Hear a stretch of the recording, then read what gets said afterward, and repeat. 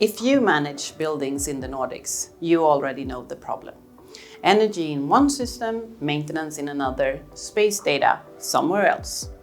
Everyone has their own tools, their own reports, their own version of the truth. We built EGPropCloud because we kept hearing the same thing from our customers. The data is there, it's just not connected. And when it's not connected, you can't act on it. EGPropCloud brings energy, maintenance, workspace, and property data into one platform. Each product works on its own, and many of them have done so for decades. But when they share data, that's where the real value shows up. An energy spike triggers a maintenance check. Occupancy data adjusts heating. A sustainability report pulls from real asset history. With CSRD reporting mandatory and Energy Performance Building Directive deadlines approaching, the pressure on Nordic real estate is real.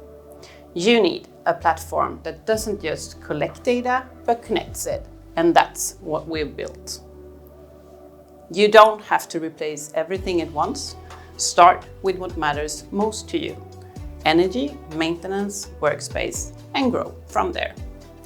If you want to see what connected building data actually looks like, book a demo. We'd love to show you.